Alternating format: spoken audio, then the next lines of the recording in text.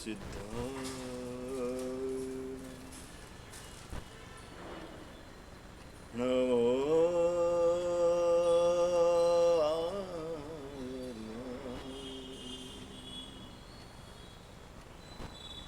નમો વજ્રાય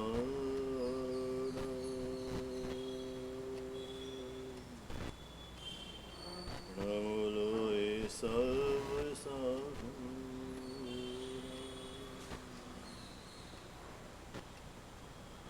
એસો વંજનમોકારો સર્વપાપનો સમો મંગલોડંચ સાવેસી કઢિમં હવૈ મંગલમ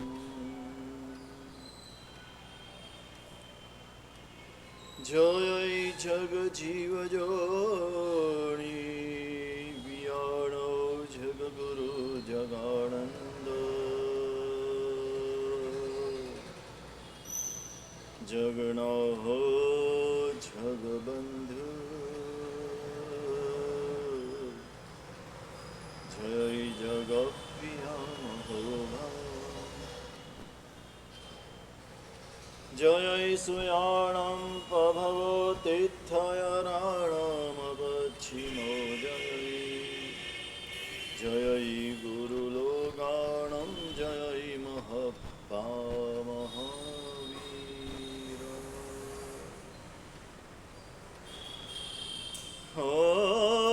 ઓમકારં બિંદુ સંયુક્તં નિત્યં ધ્યાયન્તિ યોગિના કામદં મોક્ષદં ચૈવ ઓમકાર નમો નમઃ અજ્ઞાનતિમિરન્ધનાં જ્ઞાનાંજનશલાકયા નેત્રમન્મીલિतं येन તસ્મૈ શ્રી ગુરવે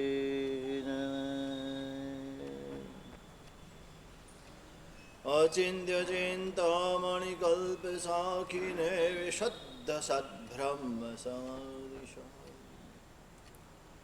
દયાર્ણવાયર્થિદદાયિને સદાં નમો નમઃ શ્રી ગુરુને નમો નમઃ શ્રી ગુરુને નમો નમઃ શ્રી ગુરુને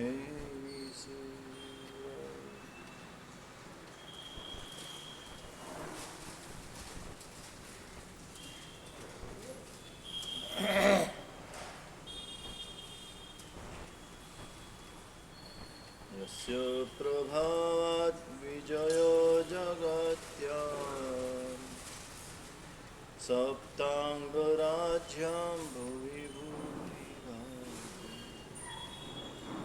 પરત્ર દેવેન્દ્ર નરેન્દ્ર તાસ્યા તત્સિદ્ધચક્રં વિદધાતુ સિદ્ધિ ગણતિત્તિ સુનિવૃત્તે સુત્તથજાયણં યુજ્યુતે સજ્જાએ લીનમણે સમમ જાયે ઉચ્ચા શાશ્વતાનો ઉપરજી ભગવંતની આરાધના. આ વિશ્વમાં સર્વશ્રેષ્ઠ પદ હોય તો પંચ પરમેષ્ઠી પદ છે. પંચ પરમેષ્ઠીથી ચઢિયાતું કોઈ પદ આ વિશ્વમાં નથી. વડાપ્રધાન હોય, રાષ્ટ્રપતિ હોય, કોઈ ગમે તેવો મોટો ઉદ્યોગપતિ હોય, એ બધા કરતા ચઢિયાતું કોઈ પદ હોય તો પંચ પરમેષ્ઠી. અરે ચક્રવર્તીને ઇન્દ્ર કરતા પણ ચઢિયાતું પદ હોય તો પંચ પરમેષ્ઠી પદ છે. એ પરમેષ્ઠીને પ્રણામ કરે છે, એને નમસ્કાર કરે છે. એવા પંચ પરમેષ્ઠી આપણને મળ્યા છે. આપણને મળ્યા છે ખરા, પણ આપણે એને ઓળખ્યા નથી. અને ઓળખ્યા નથી, માટે જે ભાવ જાગવો જોઈએ તે ભાવ જાગતો. પંચ પરમેષ્ઠીના માંથી કોઈ પણ એક પણ આપણને મળે, આમ નાચવાનું મન થાય, કૂદવાનું મન થાય, આનંદનો અતિરેક થઈ જાય, રોમરાઈ વિકસ થઈ જાય. ક્યારે? જ્યારે એને ઓળખાણ થાય તો. સાચી ઓળખાણ થવી જોઈએ. આપણે ઓળખાણ કરી રહ્યા છીએ. આજે ચોથો દિવસ છે. 3 દિવસથી એને ઓળખવાનો આપણો એક પ્રયત્ન, માત્ર પ્રયત્ન છે, સામાન્ય પ્રયત્ન છે. હું કેટલા ઓળખાવી શકીશ, તમે કેટલા ઓળખી શકશો, મને ખબર નથી, પણ એને ઓળખવાનો એક પ્રયત્ન કરવો જ, પ્રયત્ન મૂકવો નથી. બરાબર ઓળખાણ થઈ જશે. આજના જમાનામાં તો ઓળખાણ એ મોટી ખાણ કહેવાય. જે કામ પૈસાથી ન થાય, જે કામ પદથી ન થાય, તે કામ ઓળખાણથી થાય જ. 4 આંખની શરમ નડે જ. આ ઓળખાણ થઈ જાય. અરિહંત કોણ છે, સિદ્ધ કોણ, આચાર્ય કોણ, ઉપાધ્યાય કોણ. આપણે જોયું તો તમારી યાદશક્તિની હું પરીક્ષા નહીં કરું, કારણ કે મને વિશ્વાસ છે તમારી યાદશક્તિ ઉપર.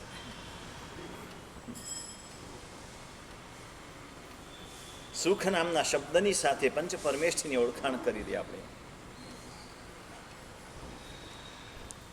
યાદ છે?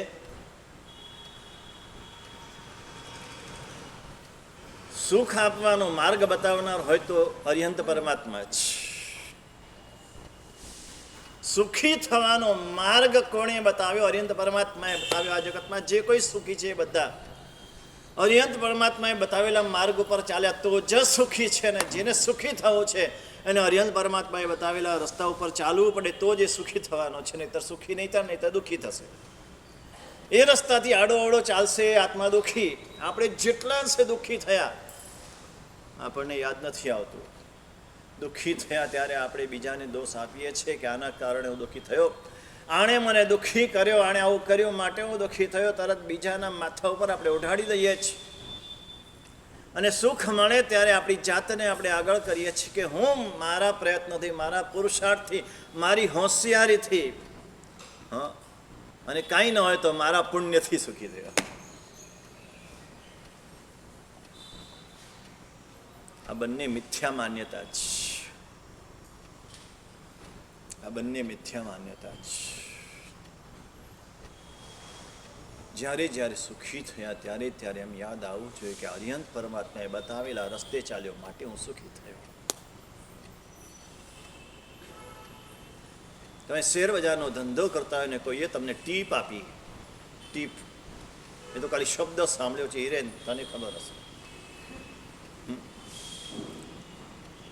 ટીપ આપે એટલે શું કે આ શેર લઈ લેવાના છે, આ હમણાં રાખી મૂકજે, આ હમણાં વેચી કાઢજે, આવી ટીપ આપે.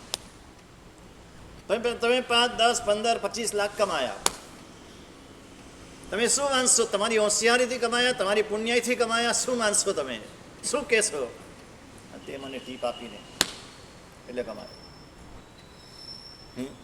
ભાઈ આપતો રહેજે, ધ્યાન રાખતો રહેજે.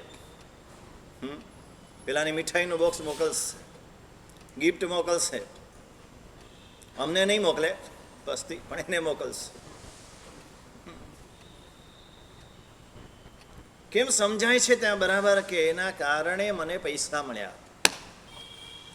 અહીંયા ભગવાને આપણને ટીપ આપી, એ ટીપ આપી એ પ્રમાણે આપણે કર્યું માટે આપણે સુખી થયા. ત્યાં આપણે એમ માનીએ છીએ કે આ મેં કર્યું માટે સુખી થયો. આટલો બધો ફેર છે, આટલો તફાવત છે. ભગવાને આપણને ટીપ આપી, જોજે હા આ કરજે, આ નહીં કરતો, આમ જ કરજે, આમ નહીં જ કરતો. અને એના કયા રસ્તા ઉપર આપણે ચાલ્યા તો આપણે સુખી થયા. અને ત્યારે આપણે એમ કે ના ના, સુખી તો હું મારા પુણ્યથી થયો, હું મારી મહેનતથી થયો, મારા પુરુષાર્થથી થયો. જ્યારે જ્યારે સુખ આવે, જ્યાં જ્યાં સુખ છે ત્યાં બધું પ્રભુએ કહેલા માર્ગ ઉપર ચાલ્યા માટે જ સુખ છે. ને જ્યાં દુઃખ આવ્યું એને ટીપ આપી છતાં તમે એ પ્રમાણે ન કર્યું. એને કીધું કે અત્યારે વેચી કાઢજે, અને તમે તે વખતે ન વેચ્યું કે ના હજુ ભાવ વધશે, તમે રાખી મૂક્યું, લોભના કારણે રાખી મૂક્યા શેર, અને પછી ભાવ ગગડી ગયા, તમે શું કહેશો? કોના કારણે તકલીફ થઈ? મેં એના કયા પ્રમાણે ન કર્યું માટે થયું. જો એના કયા પ્રમાણે કર્યું હોત તો આજે હું નફામાં હોત, આજે હું નુકસાનમાં છું. એનું કારણે છે કે એના કયા પ્રમાણે મેં ન કર્યું માટે જ થયું. આ જ વાત બરાબર અહીંયા બેસી જવી જોઈએ. પ્રભુએ બતાવેલા રસ્તે ચાલ્યા માટે આપણે સુખી થયા, પ્રભુએ બતાવેલા રસ્તે ન ચાલ્યા, આડાવડા ચાલ્યા માટે આપણે દુઃખી થયા.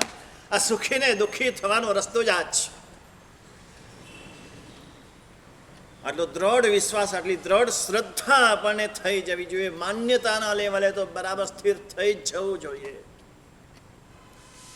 તો જૈન કહેવાને લાયક છીએ આપણે, તો જૈન કહેવાને લાયક છે. જેમ આપણે કહીએ છીએ ને, કાંદાનો વેપાર કરે તો જૈન કહેવાને લાયક નથી, એમ કહીએ છીએ ને. કંદમૂળ ખાય તો જૈન કહેવાને લાયક નથી, વ્યસન સેવે તો જૈન કહેવાને લાયક નથી. આ બધું આચારાત્મક છે, વિચારાત્મક શ્રદ્ધાના લેવલે. જૈન ક્યારે કહેવાય? જ્યારે આ શ્રદ્ધા એના મનમાં દ્રઢ હોય ત્યારે. જે કંઈ સુખી છું એ પ્રભુના કારણે છું, જે કંઈ દુઃખી છું એની આજ્ઞા નહીં માનવાના કારણે જ. એટલે સુખ પામવાનો, સુખી થવાનો રસ્તો બતાવનાર અયંત પરમાત્મા છે. સૌથી પહેલો તો સિદ્ધ પરમાત્મા શું છે? તો સુખ આપવામાં સિદ્ધિ મેળવી છે સિદ્ધ પરમાત્મા જ. એમને સુખ આપવામાં પોતે સિદ્ધિ મેળવી છે, માસ્ટર થઈ ગયા છે, સતત સુખ વરસાવી રહ્યા છે વિશ્વમાં.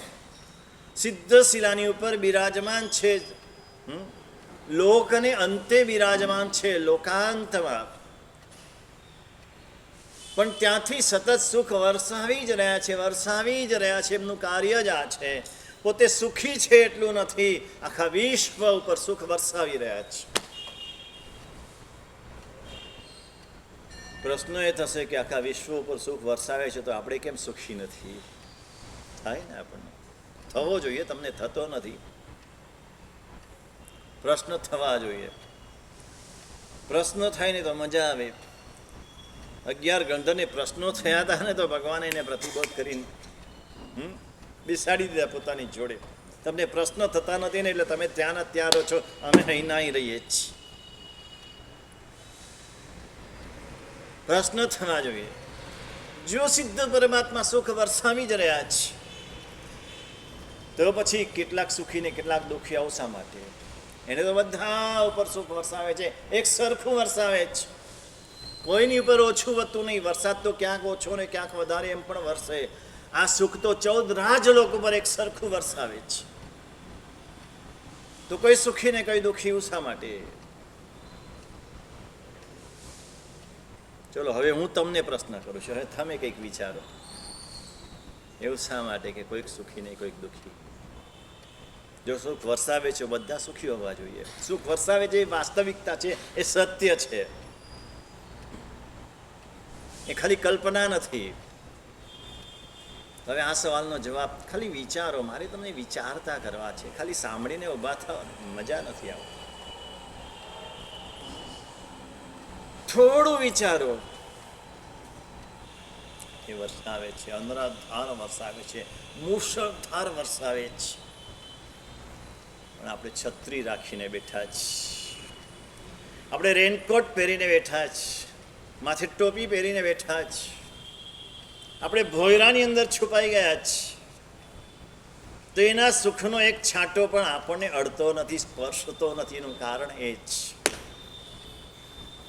રેનકોટ ફગાવી દો, છત્રી ફગાવી દો, ભોયરામાંથી બહાર આવી જાઓ, આકાશની નીચે, ખુલ્લા આકાશની નીચે આવી જાઓ, એની સુખની વર્ષામાં ભીંજાઓ, તરબોળ.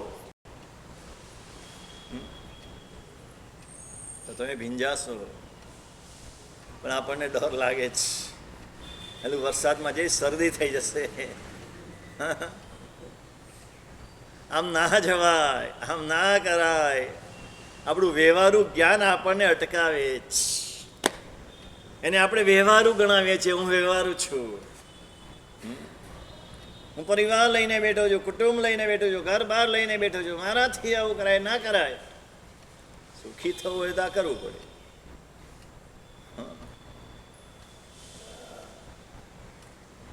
એ સુખ વરસાવવામાં સિદ્ધિ મેળવી છે એ સિદ્ધ ભગવંતો છે.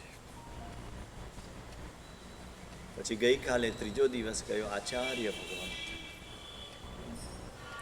આચાર્ય ભગવંતો શું કરી રહ્યા છે? તો કે પોતે સુખ પીરસે છે ને બીજાને પીરસાવે છે. કાલે ગયા હતા ને પીરસવા બાળકોને.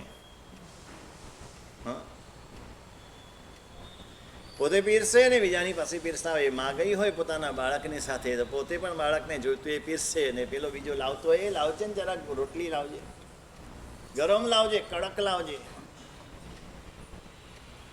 પીરસાવે છે.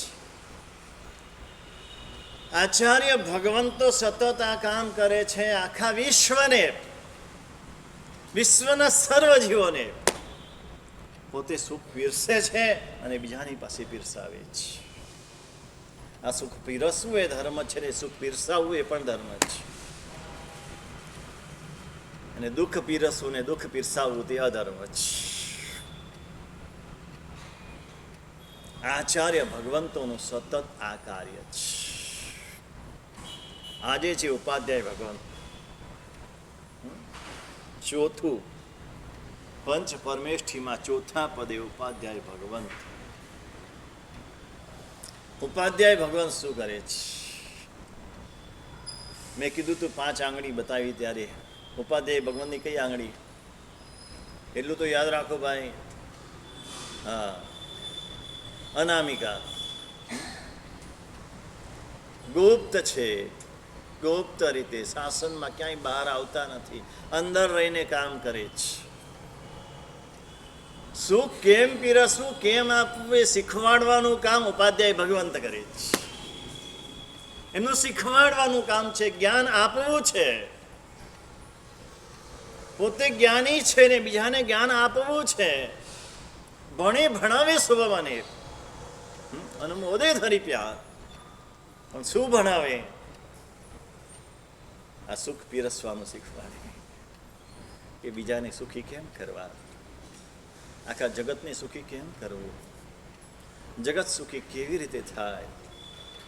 પ્રભુ જે માર્ગ બતાવી ગયા છે માર્ગને પોતે બરાબર જાણે છે, સમજે છે, ઓળખે છે, બરાબર પામ્યા છે. માર્ગ ઉપર પોતે ચાલી રહ્યા છે અને બાકી બધાને શીખવાડી રહ્યા છે. જો આ માર્ગ છે, આ રસ્તો છે, આ જ રસ્તો છે. આ રસ્તો છે ને આ જ રસ્તો છે, એમાં ફેર છે. જકાર મૂકો ને એવકાર, એટલે એ સિવાય કોઈ રસ્તો નથી. આ રસ્તો છે એમ કહ્યું એટલે આ રસ્તો પણ છે ને આ રસ્તો પણ છે ને આ રસ્તો પણ છે. એક જ તમે મૂક્યો ને એટલે આ જ રસ્તો છે. અન્યનો નિષેધ, આના સિવાયનો કોઈ રસ્તો આ જગતમાં નથી સુખી થવાનો. આ જ્ઞાન આપે છે. સાધુની વાત અત્યારે આ સુખની વાત પૂરી કરી લઈએ, બાકી વિશેષ તો કાલે કહીશું. સાધુ શું કરે છે? તો કે સુખ આપવામાં સહાય કરે તે સાધુ છે. કોઈકને સુખ આપતું હોય તો એમાં સહાયક થાય કે જો તને જેટલો ટેકો જોઈતો હોય હું આપીશ, તને સહાય કરીશ, તને રસ્તો બતાવીશ, તારું કામ હું કરી લઈશ, તું બીજાને સુખ આપ. આ સાધુનું કાર્ય છે. આજે ઉપાધ્યાય પદ આપણે જોવું છે. જીન શાસનનું ઉપાધ્યાય પદ કેવા પ્રકારનું છે? સમગ્ર જીન શાસન, કાલે મેં કીધું હતું, આગમ શાસ્ત્રો, શાસ્ત્ર ગ્રંથો ઉપર ચાલે છે. એની મૂડી છે, એનું ધન છે, એની લક્ષ્મી છે. અને આ સલામત છે તો જીન શાસન સલામત છે. જો આ સલામત નથી તો જીન શાસન સલામત નથી. અને એ શાસ્ત્રોને સાચવવાનું કામ ઉપાધ્યાય ભગવંત કરે છે. પોતે ભણે છે, અધ્યયન કરે છે. સૂત્ર અર્થ તદુભયથી સેવે સાર છો. સૂત્ર અર્થ અને તદુભયને બરાબર પોતે આત્મસાત કરે છે, પોતે મેળવ્યું છે. વાચના પૃચ્છના પરાવર્તના અનુપ્રેક્ષા અને ધર્મકથારૂપ પંચવિધ સ્વાધ્યાયમાં ડૂબેલા છે. તપસજ્જાય રત સદા દ્વાદશ અંગનો ધ્યાતા રે ઉપાધ્યાય તે આત્મા જગ બંધવ જગ ભ્રાતા રે. તપસજ્જાય રત સદા દ્વાદશ અંગ દ્વાદશાંગીને બરાબર જેમણે અધ્યયન કર્યું છે, ગીતાર્થ બન્યા છે. સૂત્ર અને સૂત્રનો અર્થ એ બંનેને બરાબર જાણ્યા છે. બંનેની જરૂરત છે. સૂત્રની પણ એટલી જ જરૂરત છે ને અર્થની પણ એટલી જ જરૂરત છે. આજે બેઉ બાજુ તકલીફ છે. આજે પાઠશાળામાં માત્ર સૂત્ર ભણાવાય છે, અર્થ તરફ લક્ષ્ય નથી. અને કેટલાક લોકો આજે માત્ર પદાર્થ જ્ઞાન મેળવે છે, અર્થ જ્ઞાન જ મેળવે છે, સૂત્ર છોડી દે છે. બંને ખોટું છે. શાસ્ત્ર કહે છે બંને ખોટું છે. સૂત્ર અને એનો અર્થ, સૂત્રની સાથે એનો અર્થ. સૂત્ર છે એ મોસંબીનો ઉપરનું છોતરું છે અને અર્થ છે અંદરનો રસ છે. રસને સાચવનાર ઉપરનું છોતરું છે. છોતરું ન હોય તો રસ સચવાય. આપણે ભલે છોતરાને પછી ફેંકી દેતા, પણ એને રસને સાચવવા માટે છોતરાની જરૂરત છે. નાળિયેરના પાણીમાં અંદરનું પાણી પીને આપણે ઉપરનું ફેંકી દઈએ છીએ, પણ એ પાણીને સાચવનાર કોણ છે? એ ઉપરનું કાચલું છે. આ કાચલું છે એ સૂત્ર છે, અંદરનું પાણી છે એ અર્થ છે. બંને સાથે પોતે ભણે છે, બીજાને ભણાવે છે. ઉપાધ્યાય ભગવંતનો ગુણ કહેવામાં આવ્યો.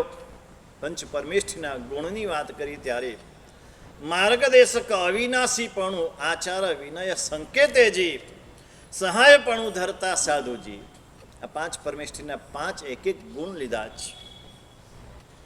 ત્યાં ઉપાધ્યાય ભગવંતનો ગુણ વિનય ન છે. આપણે ત્યાં છેલ્લા વખતથી વિનય ગુણ કહેવાય છે, પણ વિનય તો સાધુનો ગુણ છે. સાધુએ વિનય કરવાનો છે. સાધુ વિનયવાન હોય. સાધુનું એક પર્યાયવાચી શબ્દ છે વિનેય. જે વિનય કરે છે તે વિનેય. પણ ઉપાધ્યાયનો ગુણ છે. અમારા પૂજ્ય ગુરુ ભગવાન શ્રી કહેતા હતા, એમનું આ સંશોધન હતું, એમનું રિસર્ચ હતું કે વિનયન એ ઉપાધ્યાયનો ગુણ છે. વિનયન શું છે? સૂત્રનું વિનયન કરવું. આપવું ખપી આત્માને, યોગ્ય આત્માને દિવસ અને રાત જોયા વિના આપવું. જે યોગ્ય આત્મા છે એને બધું જ શ્રુત, જેટલું પોતે પામ્યા છે બધું શ્રુત બીજાને આપે છે. કોઈ અપેક્ષા વિના આપે છે. આપતી વખતે સામા વ્યક્તિ પાસે કોઈ અપેક્ષા નથી કે હું આને સૂત્ર આપું છું. હા, એક અપેક્ષા છે કે આ સૂત્ર અર્થને મેં સાચવ્યા છે, એમ આ પણ સાચવી રાખી. આટલી એક અપેક્ષા છે. સાચવી રાખે એટલું નહીં, પાછું આગળ વધારે. અમારે ત્યાં જોગ કરવામાં આવે ને મનીષભાઈ, ત્યારે આ શબ્દ બોલવામાં આવે છે.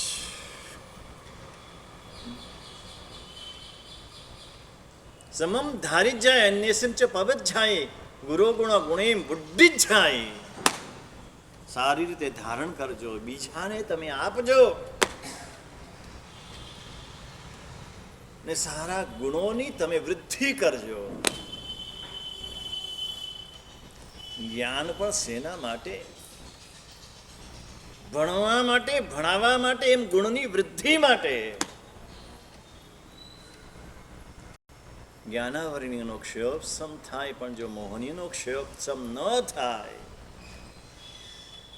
તો કેવલ જ્ઞાન ન થાય. આપણે કાલે જોયું હતું જ્ઞાનાવર્ણ્યનો ઉદય હતો માસ્તુસ મુનિને. ઉદય, આટલા બે શબ્દો યાદ નથી રહેતા. જ્ઞાનાવર્ણ્યનો તીવ્ર ઉદય, પણ મોહનીયનો ક્ષયોપશમ થઈ ગયો, મોહનીયનો ક્ષય થઈ ગયો. કારણ અહમનો લય થઈ ગયો, અહમ ચાલી ગયો, અહમ શૂન્ય બની ગયા, અને અહમ ચાલી ગયો એટલે મોહનીય ચાલ્યું ગયું. મહત્વનું આ છે, કેવલ દાણો લંબો નન્નથ ખે કસાયાણો. કેવલ જ્ઞાનની પ્રાપ્તિ ક્યારે થાય? જ્ઞાનાવર્ણ્યના ક્ષયોપશમથી નહીં, કષાયનો ક્ષય થાય ત્યારે કેવલ જ્ઞાનની પ્રાપ્તિ થાય. ક્રોધમાન, માયા ને લોભ, આ ચાર કષાય અનંતાનુબંધી, પ્રત્યાખ્યાની, અપ્રત્યાખ્યાની અને સંજ્વલન, 4 ચોક 16 કષાય જ્યારે નિર્મૂળ થઈ જાય, જ્યારે સંપૂર્ણ ચાલ્યા જાય, ત્યારે કેવલ જ્ઞાનની પ્રાપ્તિ થાય.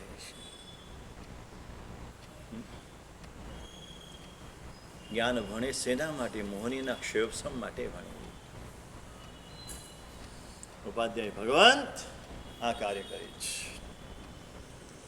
શાસનમાં અનેક ઉપાધ્યાય થઈ ગયા. શાસ્ત્રમાં સૌથી પહેલા ઉપાધ્યાયના વખાણ કર્યા છે વજ્રસ્વામીજી. ઉપાધ્યાય તરીકે વજ્રસ્વામીજીનું નામ શાસ્ત્રકારોએ લીધું છે. વિશિષ્ટ ક્ષયોપશમ હતો. 3 વર્ષના સાધવી મુક્તિ અંગ 11 ભણતા. 3 વર્ષની ઉંમર છે. માતાએ પિતા મુનિને વરાવી દીધો છે. આપણે જાણીએ છીએ, નાનો હતો, બાળક નાનો હતો,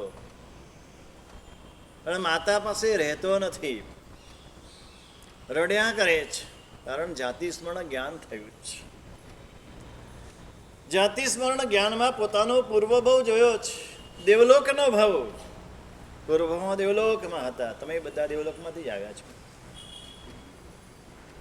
દેખાય છે તેવું છે. બધા સુખ રસિયા છે ને, સુખ રસિયા છે. એ દેવલોકમાં બહુ સુખ ભોગ્યું હોય એટલે અહીંયા પણ એ જ રસ ચાલુ રહે. આમ બસ આથા રહેવી જોઈએ, સુખ રહેવું જોઈએ, તકલીફ ના પડવી જોઈએ. આંબિલનું ભાવે નહીં, આંબિલ નહીં થાય, ભાવતું નથી, ખવાતું નથી, પાણી પીવાતું નથી. એટલે આ બધું બરાબર થવું જોઈએ, કે ભાવવું જોઈએ, પેટ ભરીને ખવાવું જોઈએ, પાણી પાછું બરાબર પીવાવું જોઈએ, માથું ના દુખવું જોઈએ, ઉલટી ના થવી જોઈએ, તો આંબિલ કરવાનું.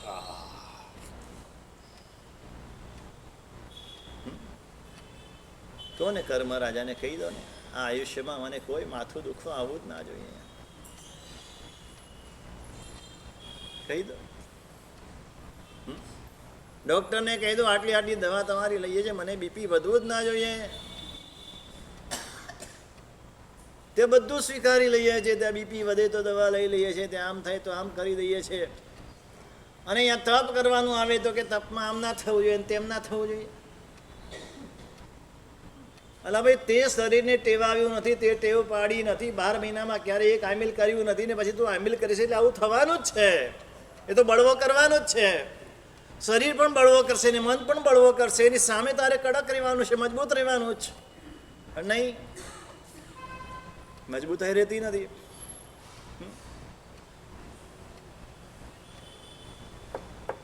મોહનીયનો ક્ષયોપશમ નથી. આ બાળક માતાની પાસે રહેતું નથી, રડે જ. પાછું બીજા પાસે જાય તો ખુશ, પાછું હસવા લાગે, નાચવા લાગે, કૂદવા લાગે, રમવા લાગે. પાછી માતા તેડે એટલે તો પાછું રડવા લાગે. જાતિ સ્મરણ જ્ઞાન થયું છે, પૂર્વભવ જોયો છે, દેવલોકનો ભવ છે. દેવલોકના ભવની અંદર તિર્યક જન્મક દેવ છે, અને તિર્યક જન્મક દેવ અષ્ટાપદ ઉપર યાત્રા કરવા ગયા છે. દેવલોકના ભવમાં યાત્રા કરવાનું મન થાય ને, એ સંકિત દ્રષ્ટિ આત્મા હોય ને તો યાત્રા કરવાનો ભાવ થાય, નહીં તો યાત્રા કરવાનો ભાવ ન થાય. મહુવામાં રહેતા હોય ને આખા દિવસમાં મહાવીર સ્વામી પરમાત્માના દર્શને ન કરે, કેવી દશા આપણી. બરાબર આ મિથ્યા દ્રષ્ટિ દેવ જેવી દશા જ આવડી. મહુવામાં રહેતો હોય, દુકાન ત્યાં હોય, ઓફિસ ત્યાં હોય, વારંવાર આટા ફેરા મારતો હોય ને જીવિત મહાવીર સ્વામી 2500 વર્ષ પુરાણા મહાવીર સ્વામી ભગવાન આખું વિશ્વ જેના દર્શન માટે, જેની પૂજા માટે તલસે આપણને આંગણે કલ્પવૃક્ષ મળ્યું છે, પણ આ કલ્પવૃક્ષની આપણને કિંમત નથી. એક પણ વ્યક્તિ રહેવો ના જોઈએ. મહાવીર સ્વામી પરમાત્માની શાસન સમ્રાટના ચરણ પાદુકાના દર્શન વિના તો એક પણ વ્યક્તિ બાકી ના જોઈએ. કેમ આપણને ભાવ થતા નથી? 78 વર્ષે દુકાને ચોંટી રહેવું છે, રાતે 8 વાગ્યા સુધી ચોંટી રહેવું છે. ભગવાન પાસે જવાની ઈચ્છા થતી નથી. અહીં તો કાંઈ નથી, આપણે કશું સુખ નથી, છતાં ભગવાન પાસે જવાની ઈચ્છા નથી થતી. તો દેવલોકના સુખમાં આપણું શું થશે? આસક્ત થઈ જઈશું, ડૂબી જઈશું, તો છેક એકેન્દ્રિયમાં ફેંકાઈ જઈશું. એકેન્દ્રિયમાં અષ્ટાવધ ઉપર યાત્રા કરવા ગયા છે ને ત્યારે પ્રથમ ગંધર ગૌતમ સ્વામી ભગવાન યાત્રા કરવા પધાર્યા છે. ભગવાનનું વચન સાંભળીને પરીક્ષા કરવા નહીં, વચનની આપણે તો પરીક્ષા કરવા. વાણિયા છે ને પરીક્ષા કરે, શ્રાવક છે પરીક્ષા ના કરે. વાણિયામાંથી શ્રાવક બનવાનું જ. ભગવાનનું વચન સત્ય જ છે, આ શ્રદ્ધા જ. ખાલી પોતાને મોક્ષની તાલ આવેલી છે એટલે હું જઈશ કે નહીં જવું, ક્યારે જઈશ, આ તીવ્રતા જ. અને એટલા માટે પહોંચી ગયા છે. મેં સૂર્યનું કિરણ પકડીને ઉપર પહોંચ્યા છે. અને તે વખતે આ બધા દેવો, અષ્ટાપદની યાત્રા માટે દેવો આવ્યા છે. ગૌતમ સ્વામી ભગવાન પ્રથમ ગણધર પધાર્યા. તીર્થ સ્વરૂપ કહેવાય પ્રથમ ગણધર. એટલે બહાર નીકળીને પછી વંદનાદિ કર્યા. દેરાસરમાં તો બોલાય નહીં, એટલો તો વિવેક એમની પાસે છે. દેવનો ભૂલે વિવેક. દેવો પાસે વિવેક શીખવા જેવો જ. ગમે તેવું હોય ને દેરાસરમાં ભગવાનની સામે ક્યાં ઊભા છો? 3 લોકના નાથ દેવાદી દેવ બિરાજમાન છે ને એની સામે તમે ઊભા છો ને તમારે બીજી કોઈ વાત થાય કેવી રીતે? કરવાનું મન કેવી રીતે થાય?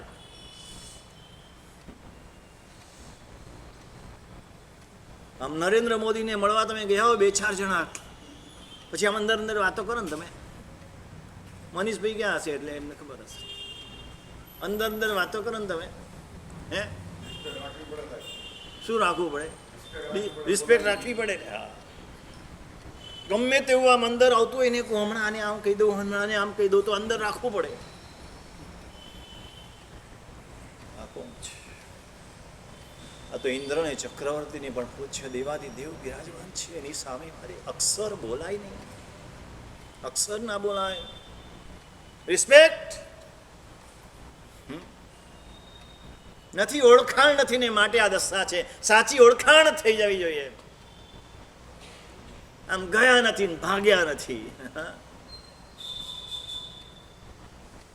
શાંતિથી બેસતા નથી, શાંતિથી ઊભા રહેતા નથી. શાંતિથી બેસીને એને જુઓ, નિરખો.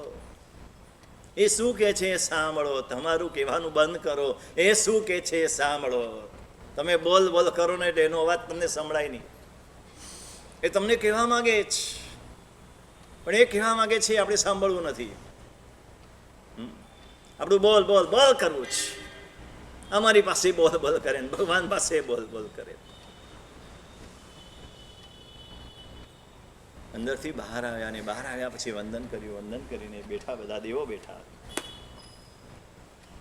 4 જ્ઞાનના ધણી છે ઇન્દ્રપતિ ગૌતમ સ્વામી ભગવાન. દેવોએ વિનંતી કરી, શિક્ષા ફરમાવો. દેવો સમકીતી આત્મા છે. આ તો ગણધર ભગવંત છે, ઓળખે છે. તીર્થંકર પછીનું કોઈ સ્થાન હોય તો ગણધરનું જ. અમે એની પાસે કંઈ નથી. અને ત્યારે ગૌતમ સ્વામી ભગવાને જ્ઞાનનો ઉપયોગ મૂક્યો છે. આ પહેલી વાર પ્રસંગ બન્યો કે પોતાના મન પર જ્ઞાનનો ઉપયોગ મૂક્યો. આ સુધી જ્ઞાનનો ઉપયોગ કર્યો નથી. કેવો વિનય છે, કેવો પરાકાષ્ઠાનો વિનય છે. આપણે થોડું જાણતા હોય ને આમ બોલ્યા વિના રહી ના શકીએ.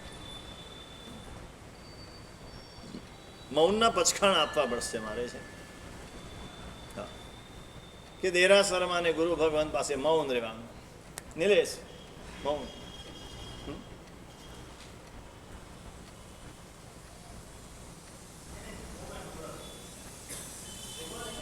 ભગવાનને મોબાઈલ આપણા ભગવાનનો સંદેશો આવ્યો હોય ને એટલે કહેવો તો પડે ને.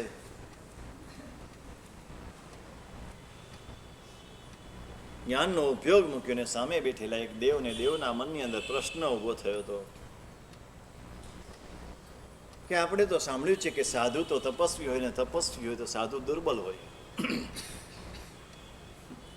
આ તો હૃષ્ટપુષ્ટ કાયાવાળા છે. તો તપસ્વી કેવી રીતે? જો દુર્બલ નથી, હૃષ્ટપુષ્ટ કાયા છે તો તપસ્વી કેવી રીતે? આ પ્રશ્ન એના મનમાં ઊભો થયો. આ પ્રશ્ન એમણે મનોપર્ય જ્ઞાનથી જાણ્યો. આ જાણીને એમણે એને જવાબ આપવા માટે પુંડરીકને કંડિકની કથા કીધી. પુંડરીક ને કંડિક બે મુનિ આવી રીતે હતા. હા, બંને ભાઈઓ, બંનેને દીક્ષા લેવાની ભાવના, પણ બેમાંથી એક જ લઈ શકે કે રાજ્ય સંભાળવાનું હતું. આખી એ વાત કરી કે આણે દીક્ષા લીધી, કંડિકે દીક્ષા લીધી, પુંડરીક રાજ્ય ઉપર રહ્યા. 1000 વર્ષ સંયમ પાડ્યો અને વિહાર કરતા કરતા પાછા એ જ રાજ્યમાં આવ્યા. તે વખતે બીમાર થયા. એકદમ સંક્ષિપ્તમાં વાત કરી દઉં છું. તે વખતે બીમાર થયા એટલે સારી સારવાર થઈ. એમનું રાજ્ય, હા, એમનું નગર હતું. રાજા, એમનો ભાઈ રાજા હતો. એટલે શુશ્રૂષા સારી થાય. અમે મહુવા આવીએ ને આ મહુવામાં જે ભક્તિ જોઈએ, હા, કેમ કે અમારું કહેવાય ને મહુવા. હા, બધા ગુરુભાઈ, તમે ને અમે ગુરુભાઈ કહેવાઈએ.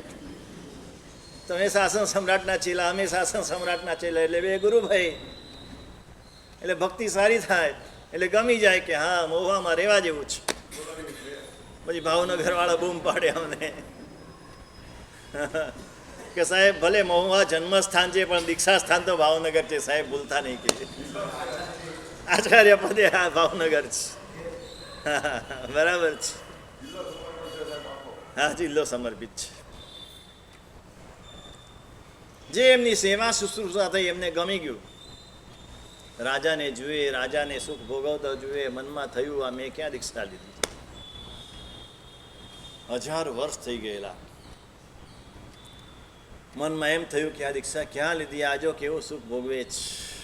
માણસને કયા નિમિત્તે ક્યારે કેવા ભાવ જાગે કહેવાય નહીં. માટે જ્ઞાનીઓ કહે છે અશુભ નિમિત્તથી બચીને રહેવું, શુભ નિમિત્તમાં રહેવું.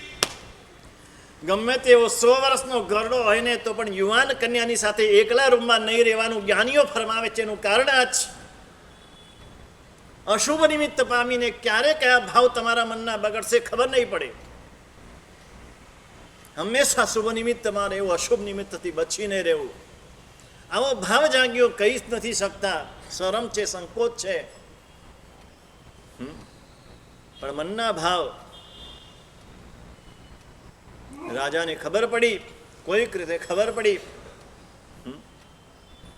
રાજાએ દીક્ષા લીધી અને દીક્ષા છોડીને રાજ્ય ઉપર આવી ગયા. 1000 વર્ષ આણે રાજ્ય પાડ્યું છે. 1000 વર્ષ આણે દીક્ષા પાડી છે. આ રાજા થયા. રાજા થઈને ભોગ ભોગવવામાં ડૂબી ગયા. ખાવું પીવું, મોજ મજા કરવી. હા, રસોઈયાને કહી દીધું આ બનાવો, આ બનાવો, આમ કરો, આમ કરો. તૂટી પડ્યા. 1000 વર્ષનો સંયમ છે. વૃક્ષ આહાર લીધો છે ને એ કોઠો એવો થઈ ગયો છે ને એમાં આવો આહાર લીધો. વિસૂચિકા થઈ ગઈ, ઝાડાને ઉલટી થઈ ગયા. એ જ રાતે મૃત્યુ પામીને નરકમાં ગયા. પેલા પુંડરીકે દીક્ષા લીધી. દીક્ષા લઈને ગુરુને મળવા માટે વિહાર કર્યો. રસ્તામાં રાત્રિ થઈ ગઈ. જંગલની અંદર, જંગલમાં કૌશક ધ્યાને રહ્યા. ઠાણીનમ મોણીનમ જાણીનમ અપ્પાણમ વો શ્રીરામી. ચારે આહારનો ત્યાગ કર્યો. અણસણ કૌશક ધ્યાનમાં ઉભા રહ્યા. રાત્રિ એને ઉપસર્ગ થયો જંગલી પ્રાણીઓનો. એનું પણ આયુષ્ય પૂર્ણ થયું. આયુષ્ય પૂર્ણ કરીને સ્વર્ગમાં ગયા. આ કથા કીધી. પેલા દેવને આ કથા બરાબર બેસી ગઈ. એને થયું કે આ મારા મનની વાત જાણી ગયા. એટલી બધી ગમી ગઈ.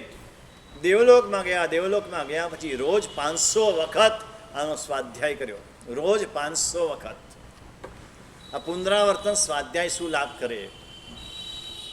નવું ભણવામાં આપણે હોશિયાર ન નવરાજ એને નવું ભણવામાં હોશિયાર, નવી કથા કરવાની હોય તો ફટાફટ કરી દઈએ, પુનરાવર્તન કરવાનું હોય તો ના આવે, પુનરાવર્તનમાં આળસ થઈ જાય. જ્ઞાનીઓએ વાંચના, પૃચ્છના ને પરાવર્તનને પણ સ્વાધ્યાય કીધો છે, આવશ્યક સ્વાધ્યાય કીધો છે. એક જ અધ્યાયનું 500 વખત રોજ સ્વાધ્યાય. 500 વર્ષનું આયુષ્ય બાકી હતું એમનું. પલ્યોપમનું આયુષ્ય હોય એમાં 500 વર્ષનું આયુષ્ય બાકી હતું. 500 વર્ષ સુધી રોજનો 500 વખતનો સ્વાધ્યાય કર્યો. આ સ્વાધ્યાયનું શું પરિણામ આવ્યું? ત્યાંથી સીધા વજ્ર તરીકે જન્મ થયો.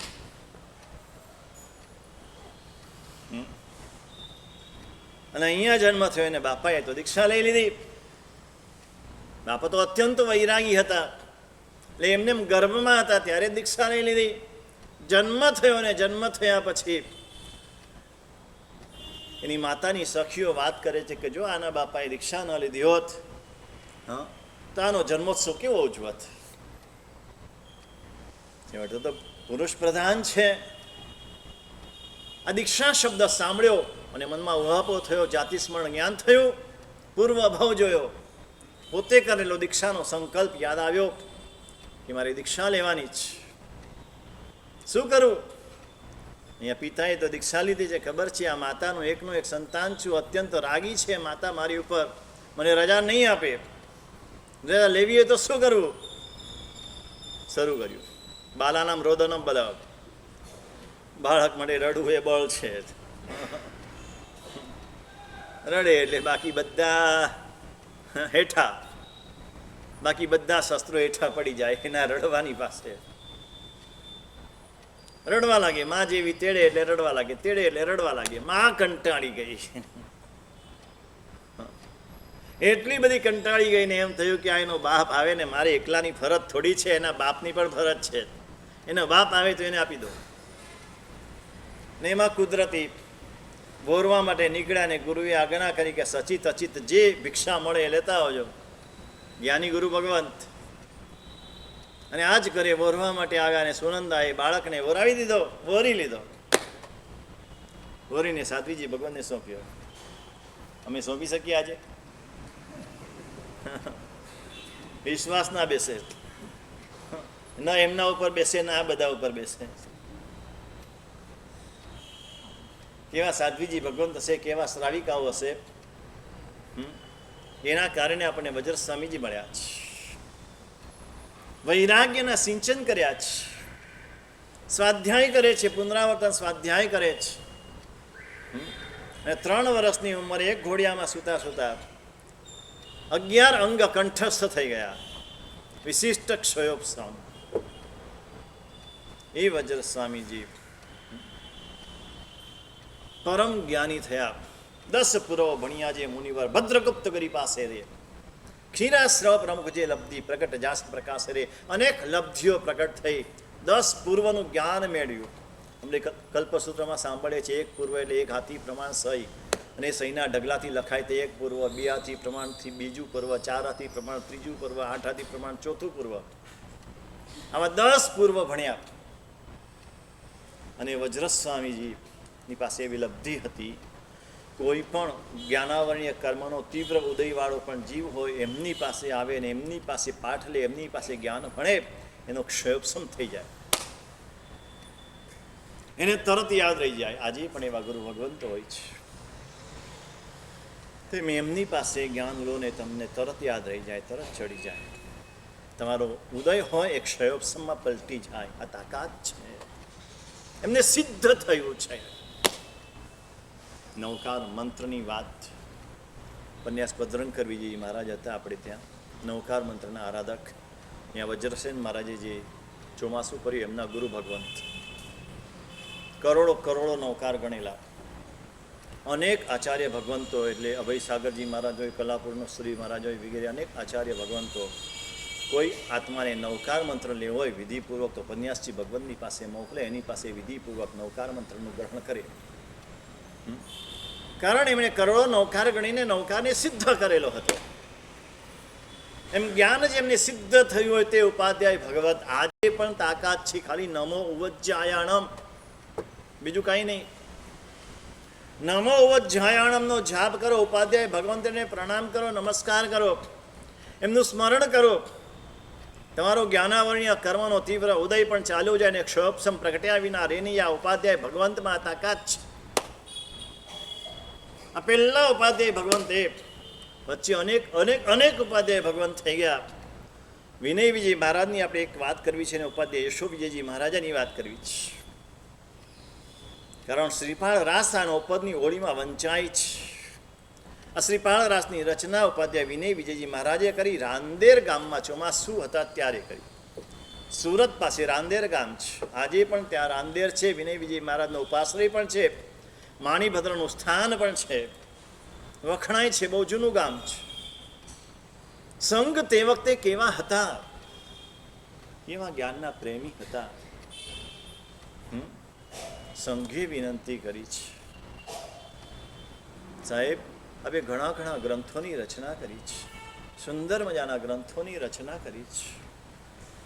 આપ શ્રીપાળને મહિનાની વાત અમને કરો છો, શ્રી શ્રી વાલ કહાના આધારે કરો છો. પ્રાકૃત ગ્રંથ છે, અમે કોઈ એવા ભણ્યા નથી કે આ સંસ્કૃતને પ્રાકૃત ઉકેલી શકીએ. આપની પાસે શક્તિ છે, આપની પાસે લબ્ધિ છે. આપ ગુજરાતીની અંદર સરસ મજાની અમને રચના કરી આપો તો અમને આવો સરસ મજાનો ગ્રંથ જાણવા મળે. સંઘની વિનંતી માન્ય કરવી જ પડે, ઠુકરાવાય નહીં. ભાવભરી વિનંતી, હૃદયના ભાવથી કરેલી વિનંતી, જ્ઞાન માટેની કરેલી વિનંતી. પણ પાછલી ઉંમર છે, હવે કંઈ કહેવાય નહીં. આયુષ્યની દોરી ક્યારે પૂરી થઈ જશે ખબર નથી. પોતે પણ એવા પ્રકારના વિશિષ્ટ ક્ષયોપસમવાળા છે. એમને દેખાય છે કે હવે મારું આયુષ્ય વધારે નથી, હું રચના કરીશ, અધૂરું પણ મૂકવું પડે. આજ સુધી મારી એક પણ રચના અધૂરી રહી નથી. તો વિશિષ્ટ મહાપુરુષ કહેવાય. જ્યારે તમે શાસ્ત્રો જુઓ ને, હસ્તલિખિત શાસ્ત્રો, તો ખબર પડે કેટલાય અધૂરા ગ્રંથો આજે પણ મળે છે. મારી એક પણ રચના અધૂરી રહી નથી. અને કેવું સૌભાગ્ય હશે એમનું, એમના એક એક ગ્રંથો આમ પ્રસિદ્ધ બન્યા છે. તો શું કરવું?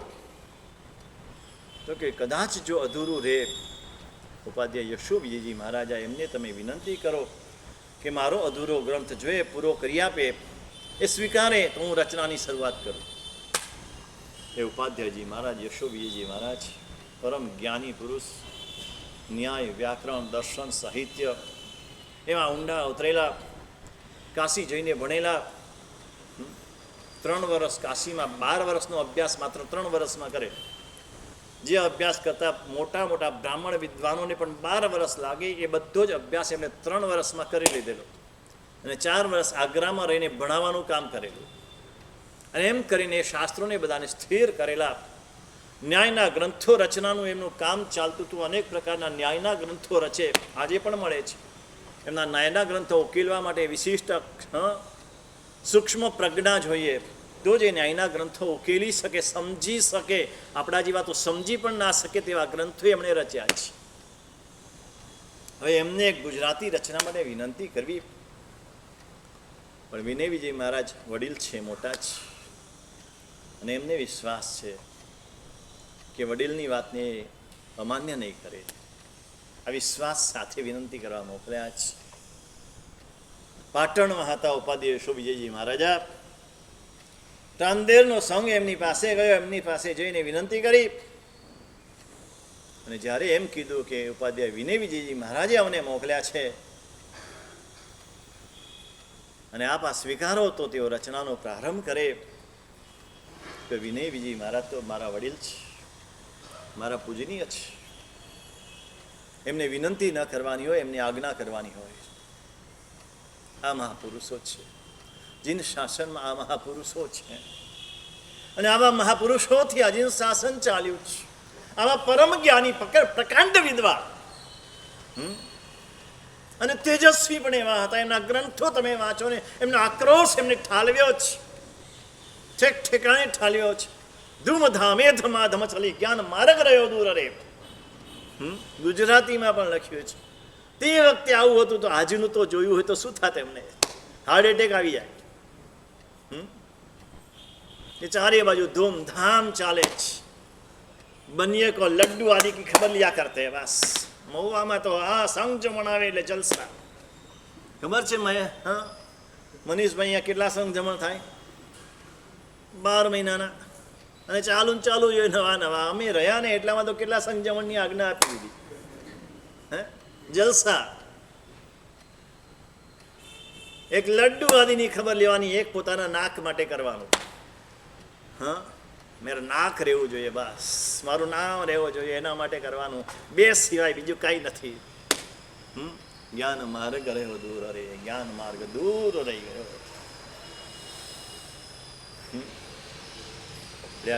જ્ઞાન પદ આવશે ને ત્યારે જ્ઞાન ભંડારની મુલાકાતે તમને બધાને લઈ જવા છે. ઉપર જગ્યા ઓછી પડશે પણ બધાને લઈ જવા છે. જઈને જુઓ તો ખરા કે કેવો છે આપણો જ્ઞાન ભંડાર. નગીનભાઈને આપણે સન્માન કરીશું એ દિવસે. હા, 3 ને એ દિવસે ચાલુ કરવાનું, પણ પેલું નગીનભાઈનું સન્માન કરવાનું, જોરદાર સન્માન. હા, અને આ 3ની નિમણૂક, જ્ઞાન ભંડાર માટેની નિમણૂક. હા, અને એક પંડિતની તપાસ કરવાની છે પરેશભાઈ આપણે. હા, મહુવામાં એક પંડિત હોવા જ જોઈએ. બધા નાના નાના બાળકો તો સરસ ભણે છે, એનો મને આનંદ છે. એકદમ ટીનીની પાછળ એટલી સરસ મજાની ચાલે છે. આ પંડિતો તો બધા જ છે અહીંયા તો બધા પંડિત છે, પણ એના ઉપર મહાપંડિત એક જોઈએ. કારણ કે આગળનો અભ્યાસ કરવા માટે જ્ઞાનની બહુ જરૂરત છે, બહુ જરૂરત છે. ભાઈઓ બહેનો બધા અભ્યાસ કરી શકે, આ જરૂરી છે. ને સાધુ સાધ્વી આવે તો એ પણ અભ્યાસ કરી શકે. ઉપાધ્યાયજી મહારાજે સ્વીકાર કર્યો. વિનય વિજય મહારાજે ગ્રંથ રચનાનો પ્રારંભ કર્યો. 3 ખંડની રચના થઈ. એ પહેલો ખંડ, બીજો ખંડ ક્યાં પહોંચ્યા તમે? ત્રીજો આવી ગયો. એક ઢાળ થઈ.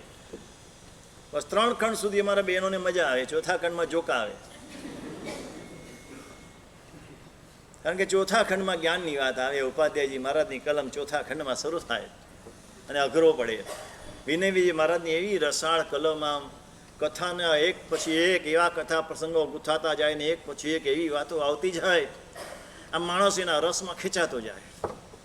પણ ઉપાધ્યાયજી મહારાજની કલમ તો જાડી, કઠિન. અને કેવો જોગાનો જોગ થયો. શ્રીપાળ રાસના પ્રસંગમાં એવી કથા આવે છે જ્યાં કે વીણાના તાર તૂટ્યા, ગમા જાય ખસી, એ દેખી સભા સગડી હસી, અને ત્યાં જ એમનું આયુષ્યનો દોર તૂટી ગયો. વિનય વિજય મહારાજનું આયુષ્ય ત્યાં પૂરું થયું. ત્યાં આગળ રાસ અધૂરો રહ્યો અને ત્યાંથી ઉપાધ્યાય યશો વિજયજી મહારાજે પ્રારંભ કર્યો અને ચોથો ખંડ આખો ઉપાધ્યાય યશો વિજયજી મહારાજે રચ્યો. ત્રીજો ખંડ ભાગ થાકતો પૂર્ણ કીધો, તાસ વચન સંકેતેજી, એમના વચન સંકેતથી બાકીનો ભાગ પૂરો કર્યો. અને ચોથા ખંડની છેલ્લી ઢાળ એટલી બધી મજાની છે, સાર આપી દીધો છે. કદાચ આખો રાસ ન સાંભળી શકો ને, ન વાંચી શકો ને, એ ચોથા ખંડની છેલ્લી ઢાળ અવશ્ય વાંચજો, અવશ્ય સમજજો. એવી મજાની એ ઢાળ રચી છે ને એમાં બધો સાર આપી દીધો છે. સાર વાંચવા જેવું છે. ઠ છે ને ઠ, છેલ્લે ઠ આવે છે તો ઠ ને એવો સરસ પ્રયોજ્યો છે ને, બધે ઠ ઠ ઠ ઠ ઠ આવે છે. બરાબર ને? નેઠો, દીઠો, મુજ સાઈબ જગનો તૂઠો, એમ કરીને એવા સરસ મજાના શબ્દો છે. લે વિનય વિજય મહારાજ અને છેલ્લા સમયે થઈ ગયેલા ઉપાધ્યાય યશો વિજયજી મહારાજા, પરમ જ્ઞાની પુરુષ, જેમનું નામ લેતા રોમાંચ થાય. ઉપાધ્યાયજી મહારાજ હતા તો આજે જીન શાસન 6 દર્શનની સામે માથું ઊંચું રાખીને ઊભું રહી શકે છે. ઉપાધ્યાયજી મહારાજના કારણે. એમના ગુરુને ધન્યવાદ છે કે નહીં વિજય મહારાજ એ શિષ્યોને ભણાવવાને માટે છે કાશી વિહાર કરીને ગયા. કાશી તે વખતે તો કાશી જવું એટલે કેટલું અઘરું. રસ્તા ન હોય, પુલ ન હોય, નદી નાળા ઓળંગવાના, કાચા રસ્તા, ધૂળના રસ્તા, ખાડા ખડિયાવાળા રસ્તા. પેલું અમારે એક જવાનું છે ક્યાં ગયા જવા ભાઈ, તો કેટલી તપાસ કરાવીએ છીએ તો બી ખાડાવાળો નથી ને આમ નથી ને તેમ નથી. હા, આ તો છેક કાશી જવાનું, કેટલી મોટી મોટી નદીઓ આવે, નદીઓ ઓળંગવી પડે, નદી ઉતરવી પડે. તે વખતે તો નદી ઉતરતા હતા.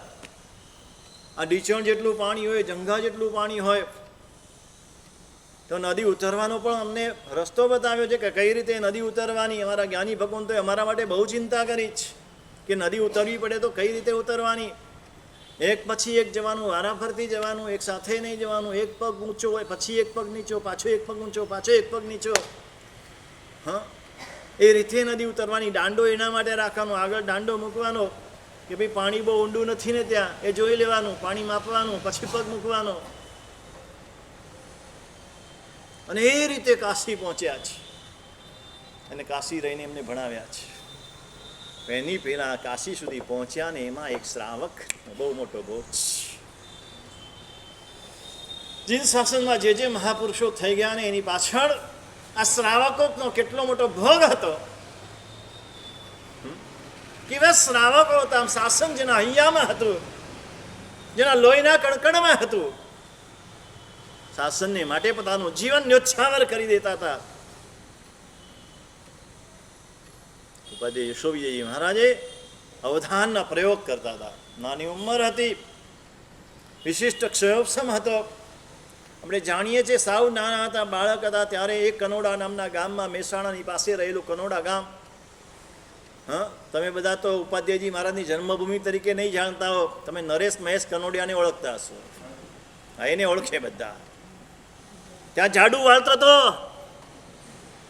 અમદાવાદની શેરીમાં ઝાડુ વાળતા હતા બે જણા. હા, અને એ તમારા હીરો કહેવાય. બોલો.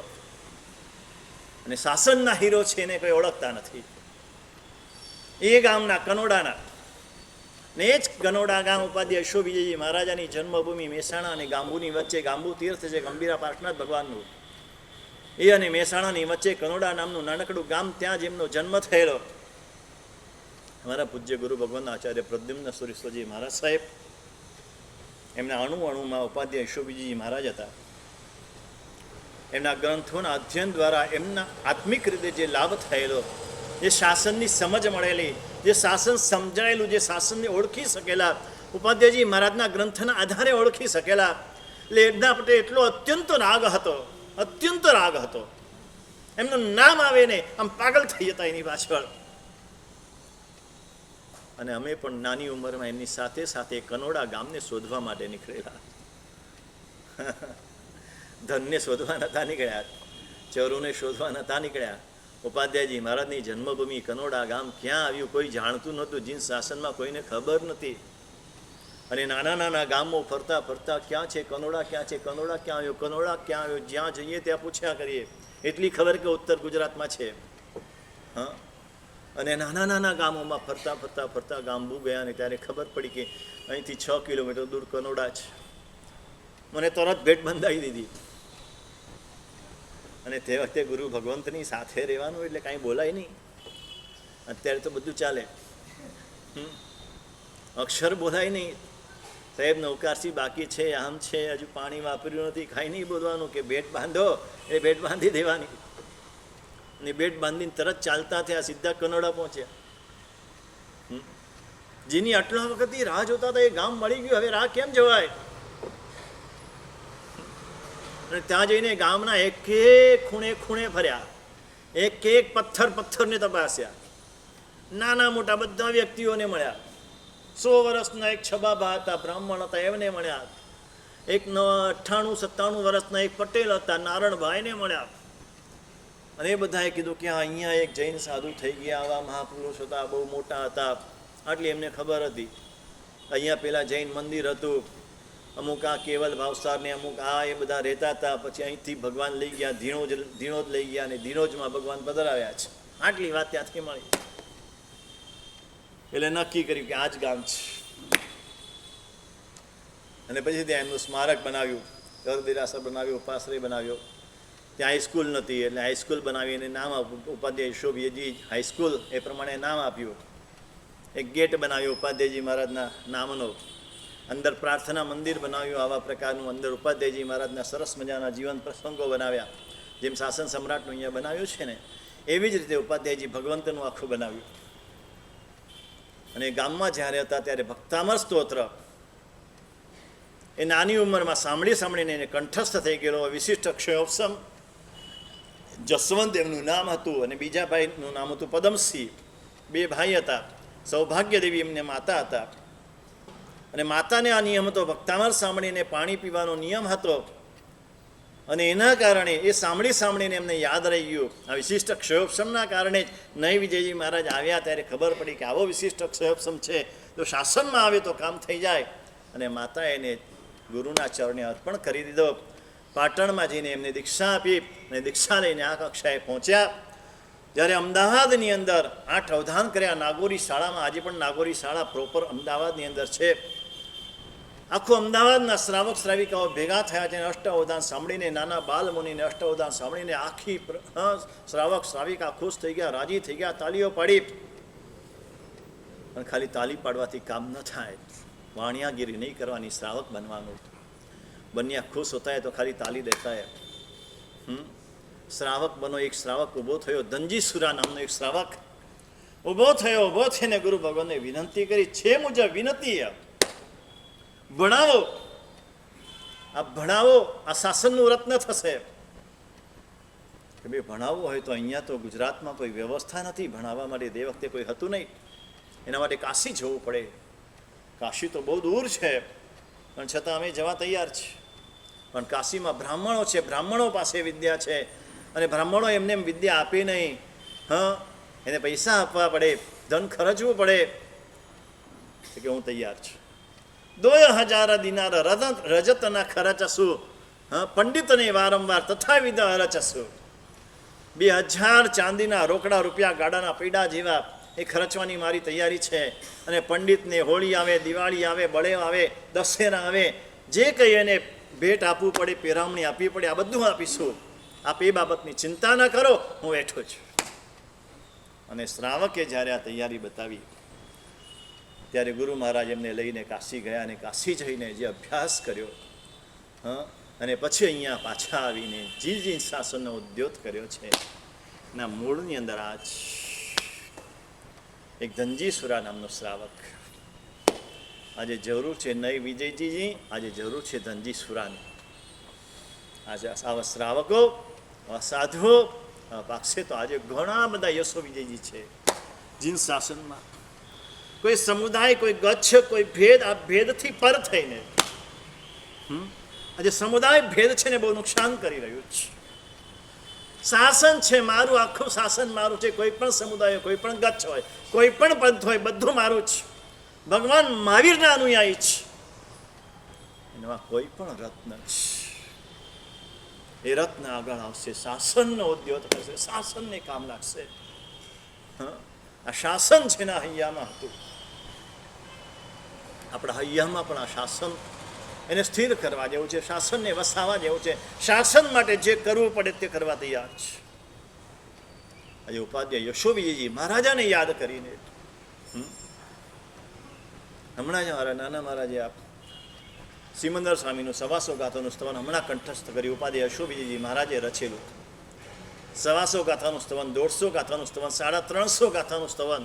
કેવા કેવા ભાવો અંદર ગૂંથેલા છે. તમે એક ગ્રંથ જુઓ, જ્ઞાન સાર ગ્રંથ જુઓ, અધ્યાત્મ સાર ગ્રંથ જુઓ, અધ્યાત્મોપનિષદ જુઓ, એક-એકથી ચડિયા તો એવા ગ્રંથો છે. સમગ્ર જીન શાસનનો સાર આવી જાય. આપણે ઘણીવાર એમ કહે છે હિન્દુઓમાં ગીતા છે ને એ સંપૂર્ણ ગ્રંથ કહેવાય છે કે એમાં બધું આવી જાય. જૈન દર્શનની ગીતા હોય તો જ્ઞાન સાર છે. જૈન દર્શનના બધા જ વિષયો એ જ્ઞાન સારના 32 વિષયો છે. 32 વિષયોમાં એક વિષયના માત્ર 8 શ્લોક, અને 8 શ્લોકમાં એક આખો વિષય સમાવી દીધો છે. કુલ 32 વિષયનું જે જ્ઞાન અંદર આપ્યું છે. આ જ્ઞાનના કારણે જ્ઞાનીની કિંમત છે. એટલે આવા ઉપાધ્યાય ભગવંતો આજે પણ અનેક ઉપાધ્યાય ભગવંતો, કોઈ દ્રવ્યથી ઉપાધ્યાય છે ને કોઈ ભાવથી ઉપાધ્યાય છે. દ્રવ્યથી એટલે પદથી ઉપાધ્યાય, દ્રવ્યથી ઉપાધ્યાય કહેવાય. અને ભણવા ભણાવવાનું જે કામ કરતા હોય. આજે કેટલાય સાધુને સાધ્વીજી ભગવંત અનેક સાધુ સાધ્વીને ભણાવી રહ્યા છે, અનેક પ્રકારના ગ્રંથો ભણાવી રહ્યા છે અને એના દ્વારા ઉપાધ્યાય પદનું કાર્ય કરી રહ્યા છે. એ બધા ઉપાધ્યાય ભગવંતને યાદ કરીને આજે વંદના કરીએ. અને એ ઉપાધ્યાય ભગવંતનો જે જ્ઞાન ગુણ હતો એ જ્ઞાન ગુણ આપણામાં આવે. કારણ કે જ્ઞાન ગુણ જ પ્રકાશ આપનારો છે. પ્રકાશ જ્ઞાનથી મળવાનો છે, જ્ઞાન વિના પ્રકાશ પ્રાપ્ત નથી થવાનો. આવો જ્ઞાન ગુણ આપણામાં આવે એના માટે આજે જેટલા પણ ઉપાધ્યાય ભગવંતનું સ્મરણ થાય બધા ઉપાધ્યાય ભગવંતનું સ્મરણ કરીને એમના ચરણે વંદન કરીએ. ખાસ કરીને ઉપાધ્યાય યશુબીજીજી મહારાજાના ચરણે વંદન કરીએ. અને મારા ગુરુ ભગવંતે રચેલી જે સ્તુતિ છે એક સ્તુતિ અહીંયાથી હું બોલાવું છું. ઉપાધ્યાય યશુબીજીજી મહારાજા માટે રચેલી સ્તુતિ છે અને એના દ્વારા એમના ચરણે વંદન કરીને આજની વાતને આપણે સમાપ્ત કરીએ. આવતીકાલે સાધુપદની વાત આપણે જોઈશું. સાધુપદની શું મહત્તા છે, સાધુ આજના કાળમાં પણ સાધુ શું છે, સાધુ કેવા છે, સાધુ કેવા હોવા જોઈએ અને સાધુના વેશથી પણ શું કામ થાય છે, એક સાધુનો વેશ પણ કેવો તારનારો છે. આ બધી વાતો આવતીકાલે આપણે 5મા દિવસે જોઈશું. આજે ઉપાધ્યાય મહારાજની સ્તુતિ આપણે કરીએ. ઉપાધ્યાય શ્રી યશો વિજયજી બોલો. જીનવર શાસન ના શણગાર, ધૈર્ય ક્ષમાને ગંભીરતાદી,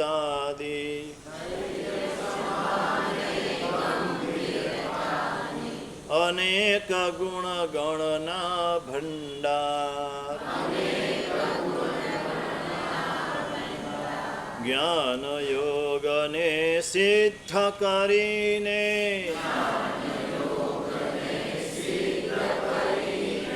ખૂબ બઢાવી શાસન શાન,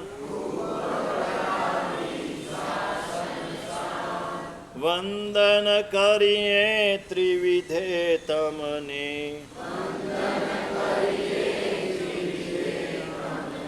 દેજો અમને સાચું જ્ઞાન, દેજો અમને સાચું જ્ઞાન.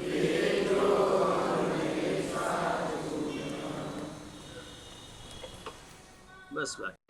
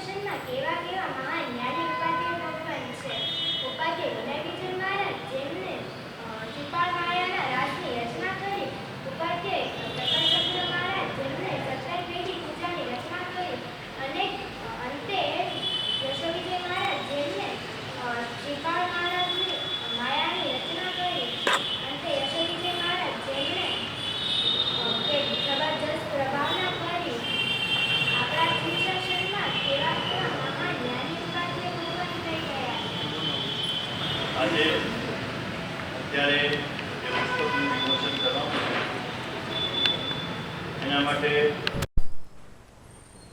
આજથી 7 વર્ષ પહેલાં ભાવનગર ચાતુર્માસ હતું.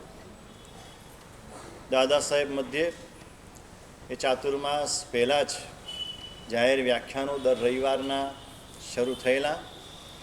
કૃષ્ણનગરથી શરૂઆત થઈ, પછી સ્થાનકવાસી ઉપાશ્રીમાં એક જાહેર વ્યાખ્યાન થયું અને પછી દાદા સાહેબના પટાંગણમાં જાહેર વ્યાખ્યાનો થયા. બધા જ વ્યાખ્યાનોનો વિષય એક જ હતો, દેવ ગુરુ ધર્મ પસાય.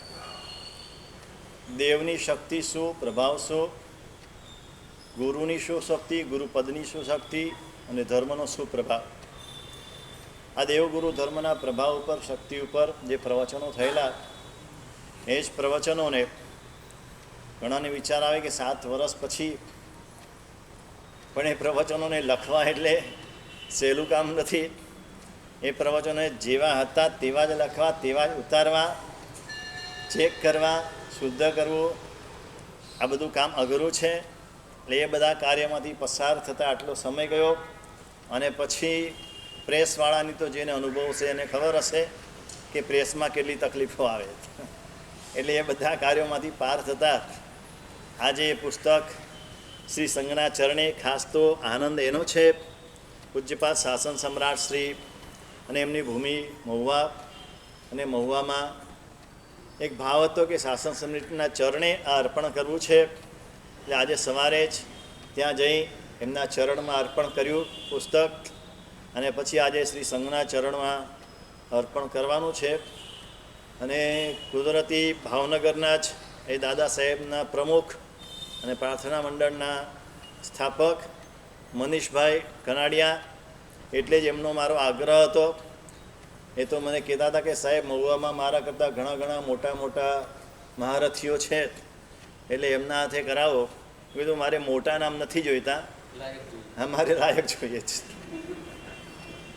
અને કાલે રવિવારની ભાવના હતી, પણ રવિવારે એમને કાર્ય ઘણા હોય એટલે રવિવારની બદલે સોમવાર પણ ફેરવ્યો, એમના માટે જ ફેરવ્યો.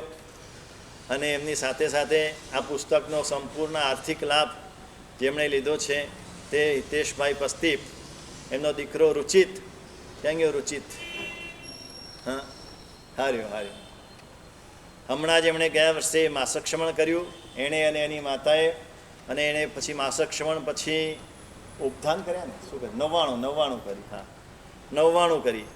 એટલે એ સુકૃતની અનુમોદના નિમિત્તે આ પુસ્તક છપાવવાનો લાભ સંપૂર્ણ એ પરિવારે લીધો છે. એટલે એ પરિવાર પણ હાજર છે. એટલે બંનેના હાથે અત્યારે આ પુસ્તકનું વિમોચન થશે. શ્રી જીવિત સ્વામી પરમાત્માને નમો નમઃ. શ્રી શાંતિનાથ દાદા નમો નમઃ.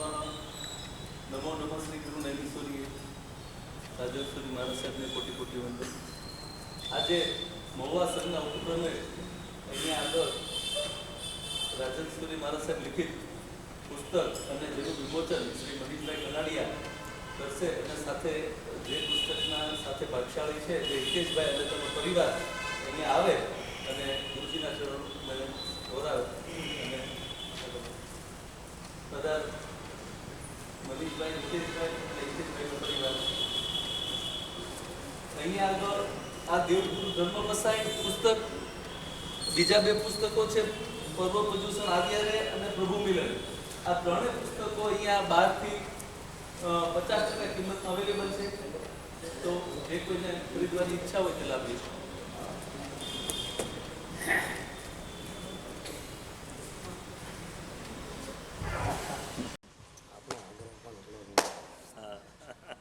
આપણે મનીષભાઈના 2 વચનો સાંભળીએ. સરસ મજાની બધી વાત. ખૂબ સારું કામ કરી રહ્યા છે ભાવનગર લેવલે. ભાવનગર દાદા સાહેબ સંઘના પ્રમુખ છે, સાથે પ્રાર્થના મંડળ લગભગ 1000 યુવાનોનું ગ્રુપ છે. અને 1000 યુવાનોને શાસનના કાર્યોમાં ખૂબ સારી રીતે જોડી રહ્યા છે. આણંદજી, કલ્યાણજી, પેઢી અને પાલીતાણા વગેરે કાર્યો, છાપરિયાળી, પાંજરાપોળ, આ બધા કાર્યોમાં પણ ખૂબ સક્રિય રીતે પોતે કાર્ય કરી રહ્યા છે. આપણે પ્રાર્થના કરીએ જીવિત મહાવીર સ્વામી ભગવાનને અને શાસન સમ્રાટશ્રીને કે તેઓની જે શક્તિ છે, જે સામર્થ્ય છે, એ શાસનમાં વપરાય અને શાસનના કાર્યો માટે એમની શક્તિનો વિશેષ ઉપયોગ થાય અને દેવ અને ગુરુ એમને વિશેષ શક્તિ આપે. સાહેબજીએ જે પણ વાત કરી એ બધું આજે જે પુસ્તકનું વિમોચન છે એના કારણે છે. સમજાઈશ? જે કાંઈ પણ સાહેબે વાત કરી એ બધું આજે જે પુસ્તકનું વિમોચન થવા જઈ રહ્યું છે એના કારણે છે. દેવ, ગુરુ, ધર્મ, કસાય. સાહેબે શરૂઆતમાં જ વાત કરી છે આપણે આપણી પુણ્યની ઉપર આમ મુકરાર થતા હોઈએ છીએ, કશું આપણાથી થતું નથી. જે કાંઈ પણ હોય છે એ બધું દેવગુરુ ધર્મના કસાયથી જ થાય છે અને એના કારણે જ છે. કદાચ ક્યાંક કોઈક જગ્યાએ આપણે નિમિત્ત બનીએ એટલું જ છે, એનાથી વિશેષ કશું હોતું નથી. અને આજે આ શ્રી સંઘના ઓવા શ્રી સંઘના આંગણે આ પુસ્તક અને એને વિમોચન કરવાનું જે સૌભાગ્ય પ્રાપ્ત થયું છે એ પણ ગુરુ ભગવંતનો ઉપકાર છે. શાસન સમ્રાટની આ ભૂમિ, સાહેબે જે આજે ઉપાધ્યાય પદ માટે જે વાત કરી, ખરેખર આખી એ વાત આમ અંદરથી આપણને હચમચાવી મૂકે, અંદરથી આપણને ભીના ભીના કરી મૂકે એવી શૈલીમાં એમણે વાત કરી. પણ હું જ્યારે જ્યારે એમનું આ પ્રવચન અહીંયા સામે બેઠા બેઠા એક તસે સાંભળતો હતો ત્યારે મને ખરેખર કહું, કારણ કે એમના ગુરુને પણ મેં એટલી જ રીતે સાંભળેલા છે, ત્યારે એમની જ પૂરેપૂરી છાપ સાહેબમાં આવેલી આજે દર્શન થયા છે. જ્યારે પ્રદ્યુમન સુરી મહારાજ સાહેબ બોલતા હોય અને એ જ લઈ અને એ જ છણાવટ મને યાદ છે. વિદ્યાનગરની અંદર મારા ઘરની સામે આચાર્ય ભગવાન પ્રદ્યુમન સુરી મહારાજ સાહેબનું ચાતુર્માસ હતું અને પર્વ પર્યુષણની અંદર જ્યારે છેલ્લા પ્રવચનોમાં આપણી પરંપરા, પાઠ પરંપરાનો વિષય આવે, એ પાઠ પરંપરાના વિષયમાં સાહેબજી ઉપલા બધા જે આપણા મહાપુરુષોની વાત કરતા કરતા વ્રજર સ્વામી ઉપર આવીને અટકે ને ત્યારે સાહેબની આંખમાંથી પણ આંસુ નીકળતા. અને એમની જે છણાવટ વ્રજર સ્વામીના ચરિત્ર માટે હતી એ આમ સાંભળીએ તો આપણે આમ ભીના ભીના થઈ જઈએ.